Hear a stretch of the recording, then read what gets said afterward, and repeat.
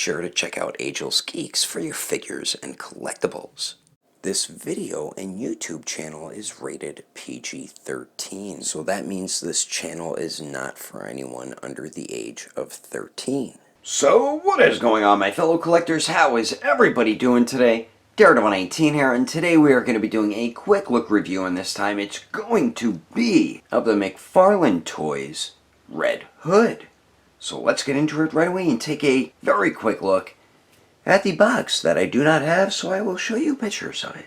Alright, so as I mentioned, I don't have the box. This is actually the Red Hood from the 2-pack with Nightwing, and I only bought this Red Hood by itself, so a picture should pop up right now, and it should show you the packaging. It does have the basic style look. It's just a bigger box because there's two figures inside of it there. So as you can see, we do get the window right there on the front of the box. On the top right says ages 12 and up. On the bottom says DC, Multiverse, Nightwing, and Red Hood. And this is the only other picture I found, which is the one side that says DC, Multiverse, Nightwing, and Red Hood. And I'm sure on the back it does have a little bio plus the image that is on the cards as well. So that is the packaging. Now let's take a look at what accessories Red Hood is included with. So Red Hood is included with some of the basics here. So we do have the basic stand with DC on it and the peg, and then we do get this really nice, whoops, I dropped my iPod. And then we do get this really nice card here. Dig the shiny look to it as well. Then there's the back with the bio and stuff. So we do get the basics, and then for his actual accessories we do get these two handguns, and I definitely dig the silver for the guns there. It has some very nice sculpt detail on it. You can see his logo right on there, which looks pretty cool, and then same thing on the other side of the guns there. Really dig the sculpt detail to that. The one on the right is a bit warped, so I do have to try to fix that, but he does grip onto them fine. It's just the hands on these McFarlane figures are so hard, it's difficult to wedge his guns or just weapons into figures' hands by McFarlane here, but he does grip on to them perfectly fine, and you can holster them in the gun holsters as well. And geez, man, that is a bit difficult to do. Holy crap. The gun holsters are very hard plastic as well. Jeez, man, that's very difficult to get these in there. Holy crap, man. Man, they gotta stop using such hard plastic. There we go. Oh my god. This is taking forever to get in there. So you can see they're using plastic that is way too hard for holsters and hands. They need to use more of a softer, rubbery type plastic, but that is all the accessories included with Red Hood. Now, let's take a closer detailed look at this awesome figure right now. Alrighty, taking a closer detailed look, and McFarlane is absolutely killing it when it comes to paint and sculpt on their figures, and Red Hood here just turned out really nice, man, especially the mask. Love the black lines that they added on there. That looks dope. Kind of has like an Iron Man type look around the mouthpiece there, doesn't it? And I do like the white for the eyes and the black around it. That looks so damn cool, man.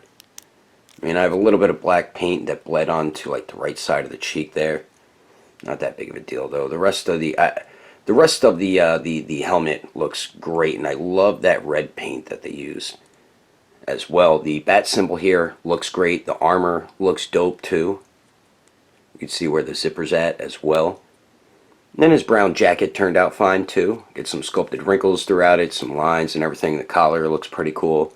We have the rolled up sleeves with sculpted wrinkles on it. Then we have the black shirt underneath there on the arm. Skin tone looks fine. And then we do get his gloves, which look pretty cool too. And then we do get his belt here. I do like the silver paint that they added on it. We do have the gun holsters as well, which look pretty cool once you have the guns in them and everything. And then the pants here, we get some sculpted wrinkles on the upper thighs there, some sculpted lines, some straps here, which I believe are supposed to be part of the gun holsters. I could be wrong though. The knee pieces look pretty cool, and then the boots look dope too, man. I like the armor on the shin there, a little bit of battle damage on it. And I like the straps with the buckles holding it up there. That looks pretty cool. Some sculpted wrinkles on the boots, and then the feet look pretty damn cool, man. Very nice sculpt detail on that, and I like the way the treads look. And the bottom of them, we do get a couple peg holes. So overall, I think McFarlane is really doing an outstanding job when it comes to the detail on these figures. That is definitely one of their strong points to their figure lines, and Red Hood definitely turned out great. So now let's go over the height and height comparisons. So now for the height of Red Hood to the very top of his helmet or mask. He seems to be about 7 inches tall. Now let's see him compared to a few other figures. The NECA Convention exclusive Batman, the DC Collectibles Essentials Red Hood, the McFarlane Toys Nightwing, and the McFarlane Toys Arkham Knight Batman. And I think his scaling is pretty good. Now let's see him compared to a few other figures, then we will continue on. Some other McFarlane Toys figures besides this one here, because this is the DC Collectibles Rorschach, and then we do have the McFarlane Toys Arkham Origins, Deathstroke, the Arkham Asylum Joker, and Superman. So there is the height and height comparisons for Red Hood. Now let's move on over to the articulation. And now for Red Hood's articulation, we do get the one joint at the neck here, so Red Hood doesn't really look up too much, but he does look down really well. You do get a little bit of pivot there, which is pretty good. And then of course you do get the swivel as well. The collar kind of gets in the way a little bit though. And then we do get a torso joint and a waist joint. So combining both those joints going forward, Red Hood goes forward about that much and then goes back about that much. You do get very nice pivot at the torso. The waist, you just get slight pivot. The torso is where you get the better pivot. Actually, the waist's pivot isn't too bad either. You do get a little bit of swivel at the torso and better swivel at the waist there. Then the arms here, you do have a little bit of a circular motion at the shoulder right there, which I do like that point of articulation. Then the arms do go out to the sides a bit more than 90 degrees.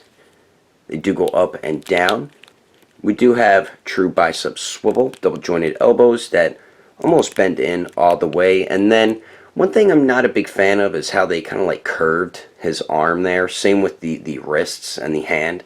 Not really a big fan of that. And the wrist joints, you do get swivel, but you really don't get any like circular motion. So I think it's just a peg that swivels. So really not a fan of that. Well, this one, it can hinge back and forth a little bit. I'm not sure if there's a ball peg under there or what, but not the biggest fan of how they did the wrist joints. And like I said, I really don't like how they curved the forearm there. That's a little odd. Don't know why they did that. Then the legs here, Red Hood can kick forward almost 90 degrees.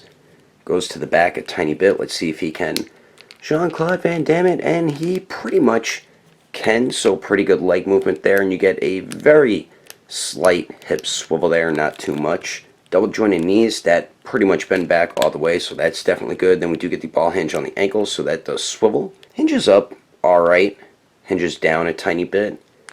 And then we do get a pretty good ankle pivot, and then of course we do get the toe hinge there. So overall, pretty basic McFarlane articulation. Not a fan of how they did the wrist joints. Don't know why they did the wrist joints like that. That's the only thing that kind of baffles me there, but I understand how his gloves are, but would have preferred if they sculpted this piece on the wrist and then gave us a ball peg on the wrist there, so you could have the proper wrist articulation that we usually get with the McFarlane DC Multiverse line. But anyway, that is my quick look review at the McFarlane Toys Red Hood. Hope you enjoyed it. Overall, I really dig this figure, and this might possibly be my favorite McFarlane Toys DC Multiverse figure as of right now. I just really like the way this figure turned out. Yeah, there's a thing or two on it that I'm not too happy about. The detail, I think McFarlane Toys did an absolutely amazing job with the figure. The paint and sculpt detail looks fantastic. The only odd thing to me is how they made the forearms kind of on an angle. I don't know why they did that, but really besides that, the detail, definitely best aspect to the figure. The articulation, for the most part, it's great, and basic McFarlane Toys articulation.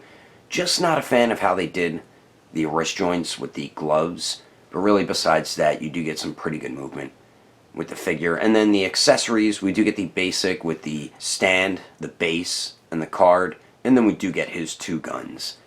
And that is it. Like I said, like I've been saying with these McFarlane Toys DC Multiverse reviews, I would love to see more hands with these figures, you know what I mean? But definitely glad he was included with his guns. But really happy I decided to buy this figure because I really love the way it turned out. But anyway, that is my video. I hope you enjoyed it. If you would like to support the channel, don't forget to subscribe and click on that notification bell. And if you liked it, feel free to give it a thumbs up. If you don't like it, oh well, I guess you didn't like it. But thanks for watching. I will see you later. But stay tuned for pictures next.